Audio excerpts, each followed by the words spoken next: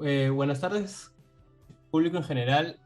Hoy día me presento, soy Uber Velázquez, formo parte del grupo de No One Society, que es un curso de procesos sociales de la Universidad de Lima. En este caso vamos a entrevistar a Ilan Lacerna. Primero que nada, ¿cómo estás, Ilan? Y si podrías dar una breve presentación sobre ti. Gracias, Uber. Sí, ¿qué tal? Yo soy Lan Lacerna, soy estudiante de Sociología de la Universidad Nacional Mayor de San Marcos.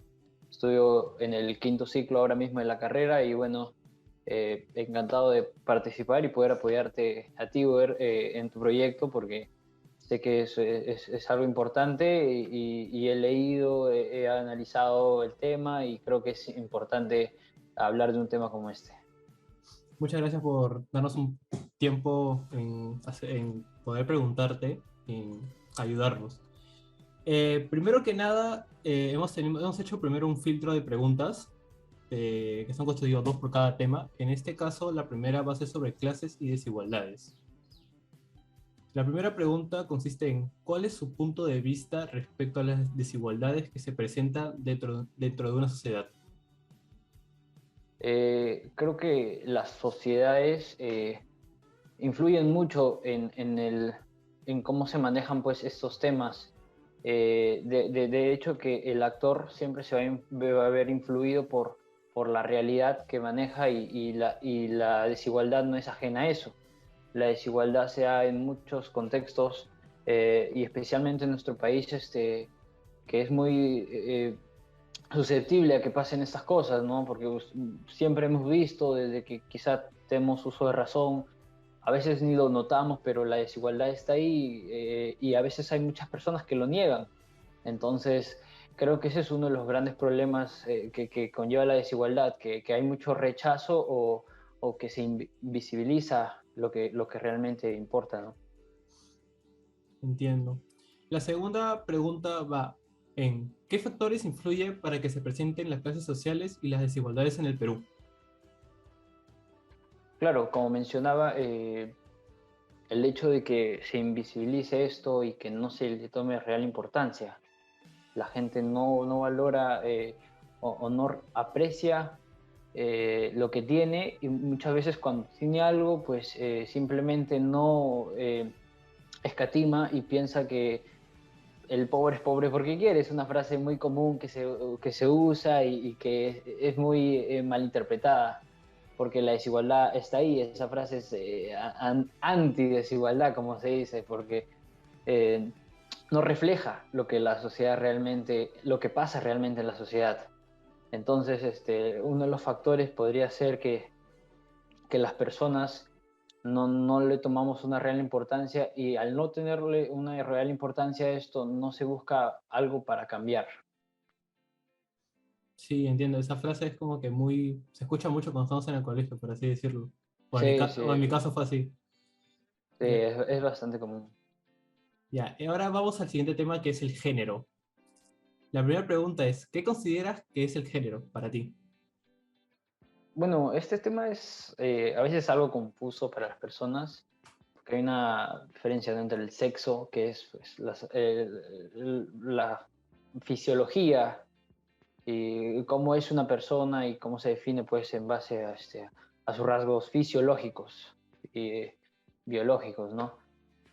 En cambio, el género son más atribuciones o construcciones sociales, como se le llama también, que la misma sociedad aplica sobre las personas, sobre un hombre y una mujer, pues atribuyéndole a estos características o pues conductas que la sociedad considera que deberían ir para un hombre y para una mujer.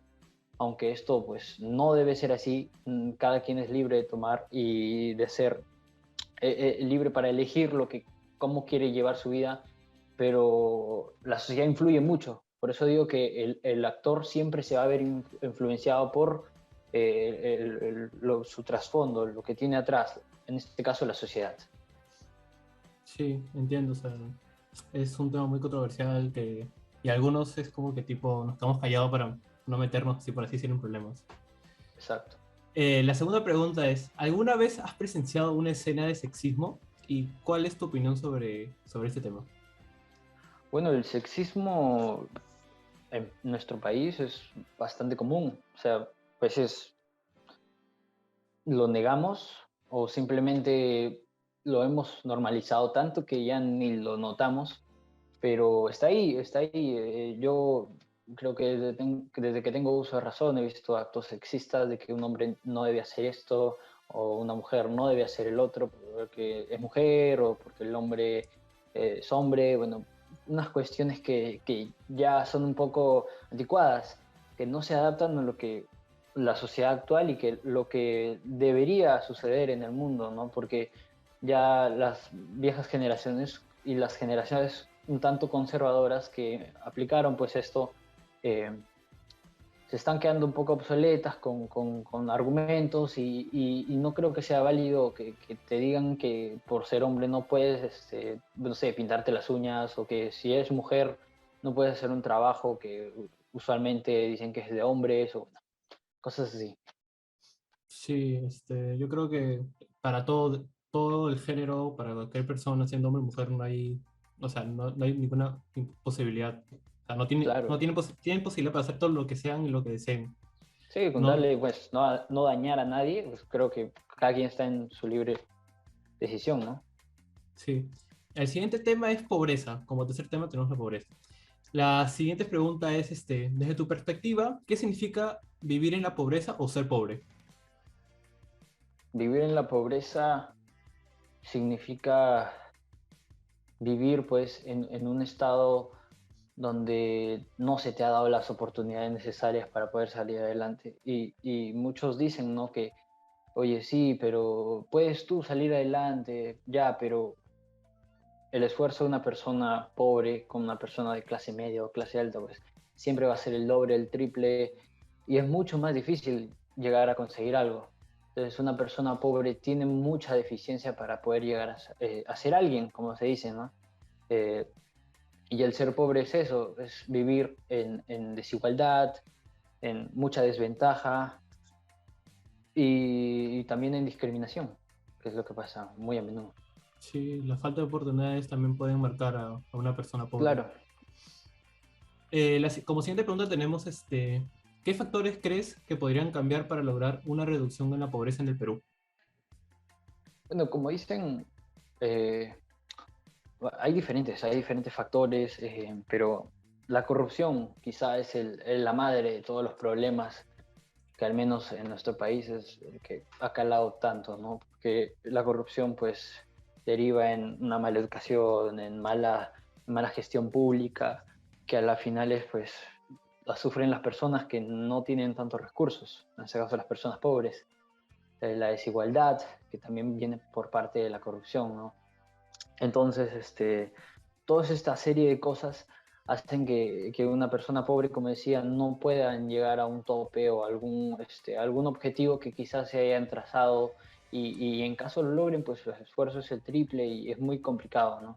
Entonces, yo creo que la corrupción es definitivamente el problema más trascendental que hace que la pobreza en nuestro país siga siendo fuerte, a pesar de que quizá ha disminuido por una buena situación económica en nuestro país, pero sigue estando ahí y puede seguir avanzando, como que puede que no, es algo que como personas, como seres humanos debemos cambiar.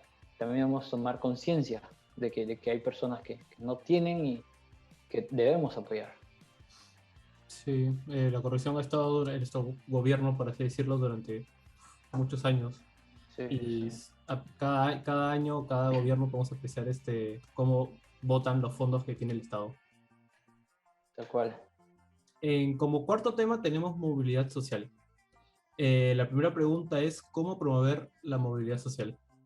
Bueno, la movilidad social, pues, mediante diferentes aspectos también, como está pues, el aspecto de la meritocracia, pues es muy importante generar estos logros individuales que hacen que pues, las personas lleguen a tener motivación y puedan sobresalir sobre su estatus socioeconómico, ¿no? También está la integración social, un incremento pues de la movilidad social hace que el tejido o como sociedad nos fortalezcamos y podamos surgir y realizar mejor nuestras actividades cotidianas, económicas, diferentes. También podríamos asignar esto a una eficaz labor de los recursos y recursos humanos, ¿no? Podríamos destinar bien los recursos humanos, derivarlos y poder hacerlos más, más equitativos, que creo que es importante para una correcta movilización o movilidad social. Sí. Como segunda pregunta sobre este tema, tenemos ¿cuál crees que es la diferencia entre la movilidad social horizontal y la vertical? Bueno, es bastante simple, de hecho, pues, el mismo nombre lo dice, la movilidad horizontal es la que a una persona pues, la sigue manteniendo en su mismo estatus, a pesar de que puede cambiar de trabajo, puede seguir teniendo trabajo, puede cambiarlo, pero lo va a seguir manteniendo en la misma línea, no lo va a hacer progresar. Por otro lado, a movilidad vertical, lo que hace es eh, promover pues que a veces las personas puedan ascender, pero también puede ejercer un cambio negativo, como por ejemplo que pueda descender en un estatus socioeconómico. Entonces, esa es una variabilidad que puede ser poco peligrosa dentro de la movilidad vertical y que debe ser, creo yo, a veces hasta regulada por el Estado, porque una persona que trate pues, de ascender o de mejorar su calidad de vida no debería correr el riesgo de perder lo que ya tiene. Interesante respuesta, la verdad. En otro tema, creo que como quinto tema tenemos raza y etnicidad. La primera pregunta es, ¿qué opinas del etnocentrismo? ¿Consideras que es bueno o malo para la sociedad? Eh, yo no creo que sea lo correcto pues que las personas manejen el etnocentrismo pues de manera muy, como dice el nombre, de manera muy centrada, porque hace que la sociedad se enfoque solo en un lugar y creo que el gobierno, o bueno, entre comillas, siempre va a buscar una descentralización, aunque a veces esto no parezca, pero generar un etnocentrismo puede ser a veces un poco, no sé si perjudicial, pero hay un significado ambiguo que no llega a, pues, a convencer personalmente a mí. Sí, yo considero que no debería sentarse, o sea, minimizar otras culturas en vez de la Claro, tuya. claro. Como otra pregunta tenemos, ¿consideras que hay razas más importantes que otras? No, bueno, eso es una pregunta que parece pues ya antigua, obsoleta, porque a estas alturas, como menciono ya, el hecho de generar pues separaciones simplemente por razas ya no debería ser un tema del que se hable. Todos debemos generar los mismos recursos, el mismo trabajo o lo que fuese, pero el hecho de discriminar a alguien por ser de una raza distinta, por no sé, pues creo que no va mucho al caso y no debería ser así, no debe ser, no debería ser un tema de discusión, pero lamentablemente lo es, ¿no? Sí, o sea, vemos que hay personas que se creen superior a otras, Sí. lamentablemente. Y como último tema tenemos sobre la discriminación. Nuestra primera pregunta es, ¿a qué crees que se debe la xenofobia y discriminación contra los inmigrantes venezolanos en el Perú? Bueno, es un sentimiento eh, raro en la sociedad, en nuestra sociedad, porque creo que nunca habíamos tenido una migración tan grande como la que hemos tenido con los venezolanos. Eh, sea buena o sea mala, las personas, muchas personas ven esto como algo negativo porque el hecho de que ellos sean pues personas que no tienen recursos, que sean totalmente pobres, hacen que se genere pues una especie de bajo, pues afectan diferentes niveles, como el trabajo, la economía, todo se ve afectado porque ellos ofrecen pues diferentes cosas como la mano de obra barata, pero así como pueden llegar a traer buenas cosas, traen malas cosas como es la delincuencia, que ya venía asentando en nuestro país mucho antes, pero muchos de los venezolanos, lamentablemente, no son todos, pero también han venido a delinquir y es culpa del Estado porque no tiene una regla que genere pues una correcta migración de personas.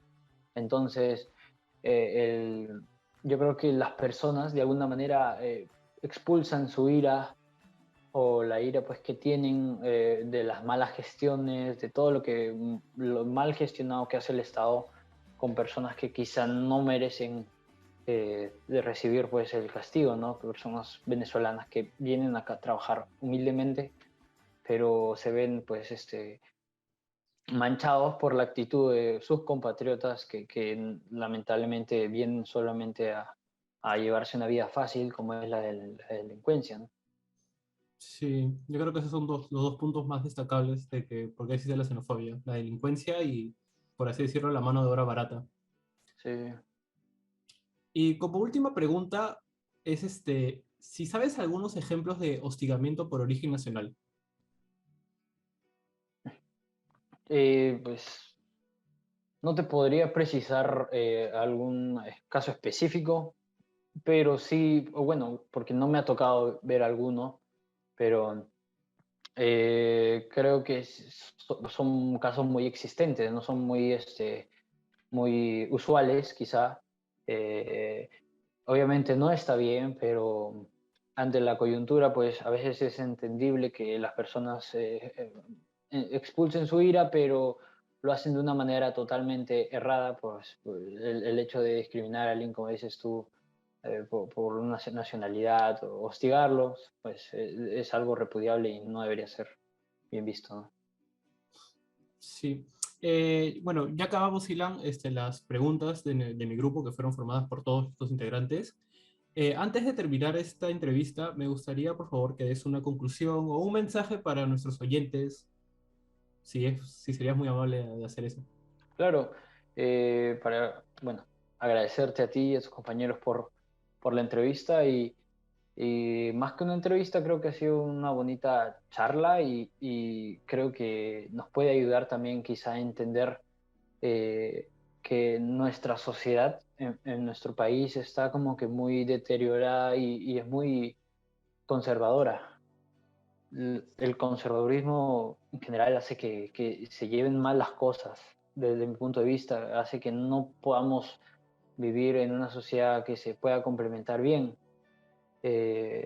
Hay mucha polarización, más aún después de la última campaña que hubo, eh, una campaña que fue muy dura para todas las personas, derecha, izquierda, centro, pero salieron muchos términos que hasta ahora pues afectan a las personas y afectan, no y al afectar a las personas afectan a todos como sociedad, no hace que podamos progresar en ese sentido. Creo que es algo que deberíamos mejorar y todo sea pues para el bienestar de futuras generaciones y para llevarnos un buen recuerdo de nuestro país, ¿no? Que es lo que creo que muchos quieren, ¿no? Que su país, aunque sea, cambie un poco.